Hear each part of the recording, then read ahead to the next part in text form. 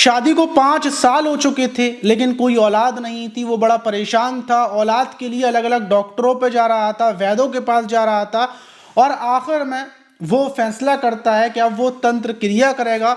और आधी रात को इस जनवरी की ठंड में वो एक खेत में कपड़े उतार कर बैठ जाता है, तंत्र क्रिया करना शुरू कर देता है। लेकिन कुछ घंटों के बाद ही ठंड की वजह से उसकी मौत हो जाती है। बिल्कुल, आपने बिल्कुल सही सुना, संतान की प्राप्ति करने के लिए वो गया था लेकिन उसकी मौत हो गई। इस घटना ने हर किसी को हैरान कर दिया है। तो दोस्तों, मेरा नाम माज है, उम्मीद है कि आप सब अच्छे होंगे, सुरक्षित होंगे। और जो आज की घटना है वो उत्तर प्रदेश के सहारनपुर के थाना रामपुर की है और वहीं पर रहने वाला सतनाम सिंह, जिसकी उम्र लगभग 35 साल थी। सतनाम की शादी को 5 साल हो चुके थे और सतनाम के अभी तक कोई औलाद नहीं हुई थी और औलाद की प्राप्ति के लिए वो इतना ज़्यादा परेशान था कि जो बड़े बड़े डॉक्टर होते हैं वो वहाँ के चक्कर लगा रहा था। डॉक्टरों के पास जाकर अपनी पत्नी को भी दिखा रहा था, खुद भी दिखा रहा था, लेकिन अभी तक कुछ भी नहीं हो पा रहा था। जहाँ पर भी उसको जो बताता वो वहाँ पर चला जाता। वक्त ऐसा ही गुजर रहा था कि उसी बीच गाँव के लोग, जो सतनाम था, सतनाम की परेशानी को देखते हुए कुछ गाँव के जो बड़े बूढ़े थे वो बताते हैं कि जो मंगलोर थाना है वहाँ का गाँव तिलकी है और वहां पर एक तांत्रिक है जिसका नाम मंगता है, जो अपनी पत्नी आरती के साथ वहीं के मंदिर में बैठता है।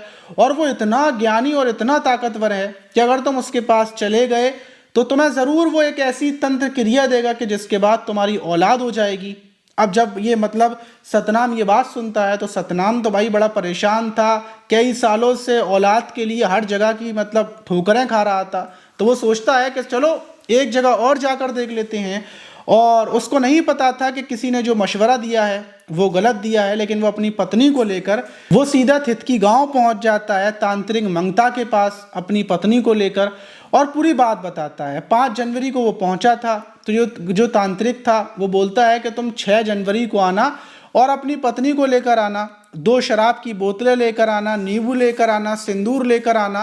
वो बहुत सारी चीज़ें बता देता है और ये भी बता देता है कि तुम्हें एक लंगोट टाइप का, एक सिर्फ वो लेकर आना है जो धोती टाइप के लंगोट टाइप का होता है, तुम्हें नीचे बांधने के लिए लाल कपड़ा।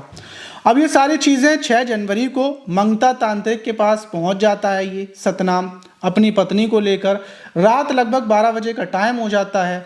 फिर उस टाइम पर रात जब होती है तो उस टाइम पर सतनाम से बोलता है कि तुम अपनी पत्नी को वापस घर छोड़कर आओ। सतनाम जाता है, अपनी पत्नी को घर छोड़कर आता है और फिर उसके बाद जो शराब की बोतलें थी, ये तांत्रिक अपनी पत्नी आरती के साथ उन शराब की बोतलों को खोलता है, शराब पीना शुरू कर देता है। वहीं पर सतनाम बैठा हुआ था।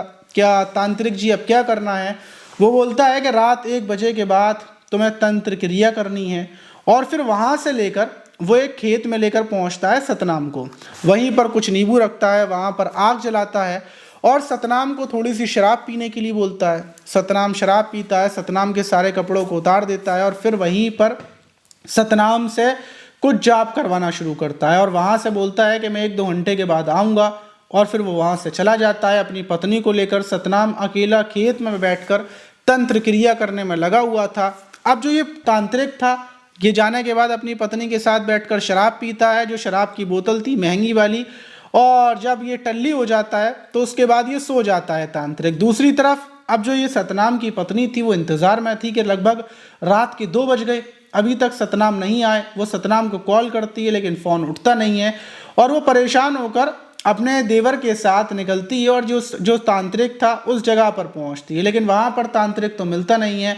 फिर वहां से वो देखती है कि कुछ आग सी जल रही है और वो वहां पर खेतों में पहुंचती है और वहां जाकर देखती है कि सतनाम जो सिर्फ नीचे के कपड़े पहना हुआ है और इतनी ठंड में वहां पर बदहवास पड़ा हुआ है। उसको उठाया जाता है, घर पर लाते हैं, सतनाम को पानी उसके चेहरे पर डालते हैं और सतनाम को होश आ जाता है। लेकिन होश आने के बाद जैसे ही सतनाम को एक घूंट पानी पिलाया जाता है, वो पानी मांगता है और एक घूंट पानी अलग से उतरता है और सतनाम की जान निकल जाती है। ये होता हुआ देखकर पत्नी, परिवार में कोहराम मच जाता है। फौरन पुलिस को सूचना दी जाती है। पुलिस तांत्रिक को ढूंढने में निकल जाती है। तांत्रिक और उसकी पत्नी को गिरफ्तार कर लिया जाता है कि उन दोनों ने ही गलत तरीके से सिर्फ शराब पीने के लिए उन लोगों ने अंधविश्वास में इतना डाल दिया क्या बेचारे को संतान की प्राप्ति के लिए खेतों के बीच में बैठा दिया। कुछ समझ में आया नहीं होगा तांत्रिक के, तो उसने बोल दिया कि बीच में बैठ जाओ, बस जॉब वगैरह करते रहो, और उसका भी दिमाग इतना काम नहीं करा कि मतलब,